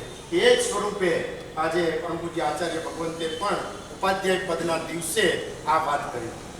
આપણે અહીંયા આજે યોગાનુયોગ ચૈત્ર માસની શાશ્વતી ઓળીના પર્વનો યોગ છે. અને ચૈત્ર માસની શાશ્વતી ઓળી એ પણ શું છે કે દેવ ગુરુને ધર્મ. પહેલા બે પદ અર્યંત પદ અને સિદ્ધ પદ કયા છે? બે દેવ ગયા. આચાર્ય, ઉપાધ્યાય અને સાધુ એ કયા છે? ગુરુ. પાછલા ચાર જ્ઞાન, દર્શન, કાર્ય અને તપ એ ધર્મ છે. તો જ્યારે દેવ ગુરુને ધર્મની સુંદર મજાની આરાધના થઈ રહી છે, એટલે કે નવપદની આરાધના થઈ રહી છે, એ જ સમયે એ જ પુસ્તક અત્યારે વિમોચિત થઈ રહ્યું. બીજી નાની એવી વાત કરું તો 5 પરમેશ છે, બરાબર? અર્યંત, સિદ્ધ, આચાર્ય, ઉપાધ્યાય અને સાધુ. એમાં મિડલમાં કોણ? તો કે આચાર્ય. આચાર્ય એ ધુરાસ્ત્ર. આ બે પદની પણ ઓળખ કરાવે, ઉપરના બે પદની પણ ઓળખ કરાવે. પણ બે દેવ તત્વને કાઢીને 3 ગુરુ તત્વને લઈએ તો એના સેન્ટરમાં કોણ છે? તો ઉપાધ્યાય. એટલે આજનો દિવસ બહુ મહત્વનો છે કે અત્યારે કરંટ દેવ અને ગુરુ તો દેવ અને અર્યંત અને સિદ્ધ તો અત્યારે આપણે દ્રશ્યમાન નથી, પણ વર્તમાનમાં 3 ગુરુપદ આપણી પાસે છે, આચાર્ય, ઉપાધ્યાય અને સાધુ. એમાં પણ વચ્ચે મુખ્યત્વે બધા આચાર્ય જીન શાસન નંદ ટીકારા છે, પણ છતાં મુખ્ય એમાં પઠન પાઠન કરવાનું કામ જે કરે છે ઉપાધ્યાય છે. અને એ ઉપાધ્યાય પદના દિવસે આ પુસ્તક સાહેબજીનું વિમોચન થઈ રહ્યું છે. એ પણ ખૂબ આનંદનો વિષય છે. સાહેબજી પાસે આપણે એવી અપેક્ષા રાખીએ કે એમના ગુરુ ભગવંત પાસેથી એમની પાસે જે મળ્યું છે આવું વધારે ને વધારે શ્રુત લેખન કરી અને એને પુસ્તક રૂપે બહાર શ્રી સંઘના ચરણોમાં આપે, સમર્પિત કરે એવી એક અપેક્ષા સાથે આ પુસ્તકના વિમોચનમાં અહીંના સંઘના પ્રમુખ શ્રી જવાહરભાઈ પણ, આગેવાન શ્રી જવાહરભાઈ વગેરેને પણ વિનંતી કરીશ. તેઓ પણ આવે, સંજયભાઈ વગેરે બધા આવીએ, આપણે બધા સૌ સાથે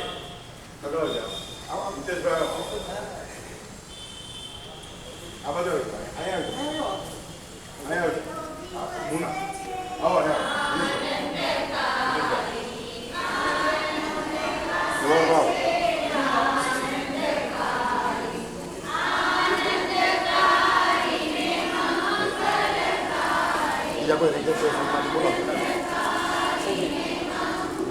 કોઈ રહી જતું હોય બોલાય ને.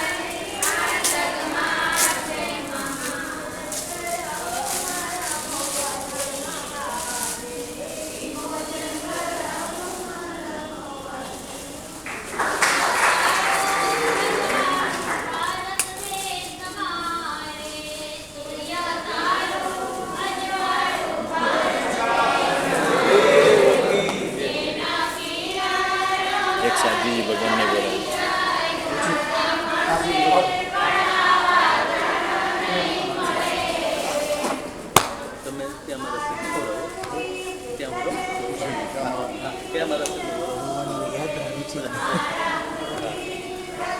બંને વસ્તુ સાર્થક આજે તમે કરી દીધા. હિતેશ આવો.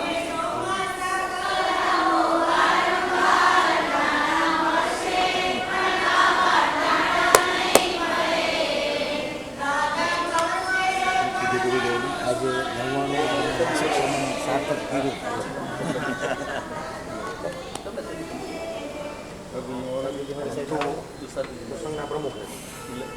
સંઘના પ્રમુખને આપવું જોઈએ ને ભાઈ. સાધુજીને વરાવે. મનીષભાઈને હું આપું. હા હા મનીષભાઈ, હિતેશભાઈ 2 મિનિટ. આવીએ.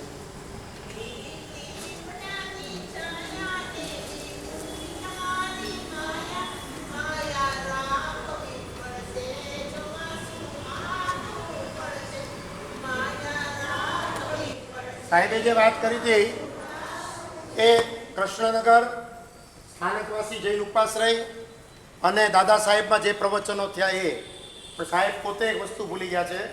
આ બધા કરતાં પણ ઉત્તમ 3 દિવસ માટે સ્વામિનારાયણ ગુરુકુલના હોલની અંદર હકડે 8 મેદનીમાં આ પ્રવચનો પણ આગળ ચાલેલા હતા. અને એ પ્રવચનોમાં સાહેબે એક સરસ મજાનું આખું રૂપક ઉદાહરણ, રૂપકને કદાચ લાઈવ સાચું જ હતું ને સાહેબ, ડૉક્ટરની વાત હતી, પ્રાર્થનાની શું કિંમત, એ આખી વાત જે કરી હતી ને, એક પણ વ્યક્તિ એવી નહોતી કે એ આખી ઘટના જ્યારે એમણે સાંભળી હોય અને આંખમાં આંસુ આવ્યા ન હોય. એવી જબરજસ્ત કથા પણ કદાચ આમાં મૂકેલી છે. એટલે વિમોચન તો આજે થયું, ભાવનગરથી અમે આવ્યા સાહેબની આજ્ઞાને કારણે, અને લાયકાત નહોતી, યોગ્યતા નહોતી, પણ છતાં વિમોચન કર્યું.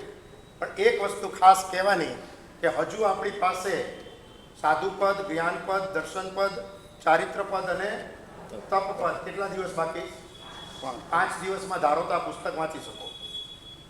ધારો તો અત્યારે પુસ્તકના વિમોચન ખૂબ થાય છે, પણ પુસ્તકને વાંચનારા નથી. અત્યારે ગ્રંથ ભંડારો, લાઇબ્રેરીઓમાં નત નવીન વિષયો ઉપરના પુસ્તકો રોજબરોજના ધોરણે ખૂબ બહાર પડે છે. ખૂબ ગુરુ ભગવાન તો લખે પણ છે, પણ એ સ્થાન ખાલી ફક્ત ગ્રંથ ભંડારમાં કે લાઇબ્રેરીમાં સચવાવા પૂરતું જ રહે.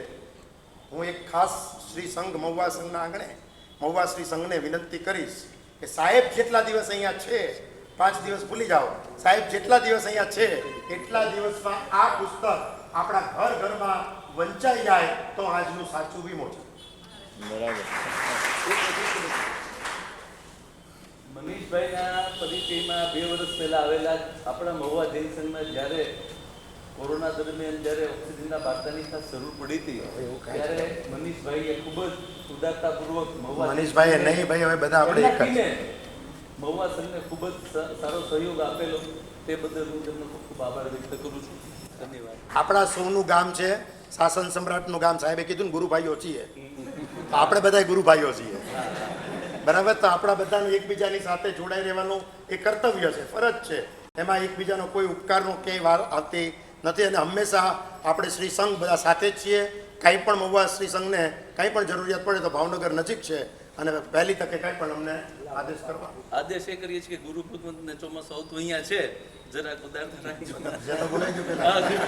અને અમારા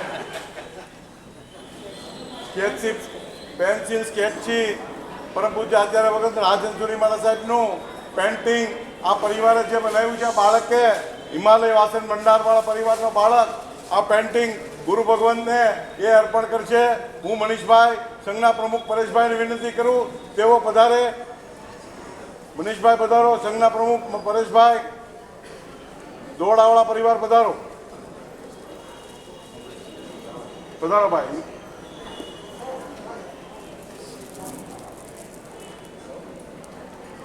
બતાડ ને ખોલીને. પોતાના હાથથી પેન્ટ કર્યું છે ગુરુ ભગવાનનું.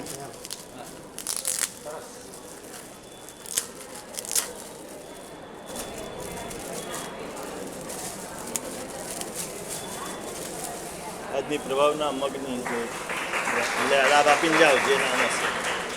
આજની પ્રભાવના મગની છે, આજની પ્રભાવનાનો લાભ આપી જવા નમ્ર વિનંતી. એક મિનિટ. એક જ મિનિટ સમય લઈશ.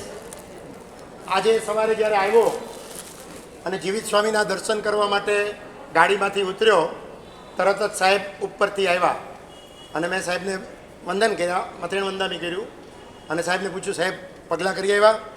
તો સાહેબે એમ કીધું કે આ પગલાં પણ કરતો આવ્યો અને વીરચંદ રાઘવજીના ઘરે જઈને પણ આવ્યો. તો હું આજે ખાસ વિનમ્રતાપૂર્વક આખો મહુવા જૈન સંઘ અહીંયા છે, પ્રમુખશ્રી વગેરે બધા જ, હું એવું વિનંતી કરું, એક આપણું બહુ મહામૂલું નજરાણું હતું. આજે સ્વામી વિવેકાનંદ જે કાંઈ પણ છે એ ડ્યુ ટુ વીરચંદ રાઘવજી છે. એમણે કરેલી એક એક લખેલી થીસીસ ઉપર એમણે પ્રવચન કર્યા, પણ આપણે આપણી વિરાસતને ભૂલી ગયા છે અને એ લોકોએ એની વિરાસતને ઇન્ટરનેશનલ સ્ટાન્ડર્ડ આપી દીધું છે.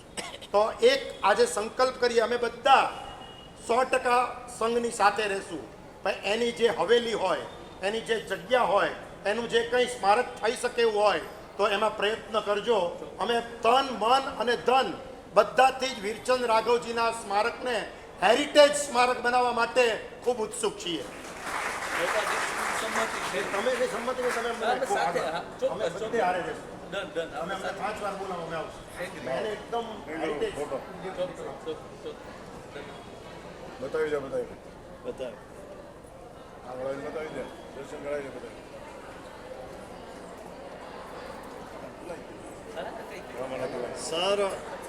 સર્વમંગલ સર્વમંગલમંગલ્યમ સર્વકલ્યાણકારણમ પ્રધાનમ સર્વધર્માણામ જૈનમ જયતિ બોલો જીન શાસન દેવ કી જય.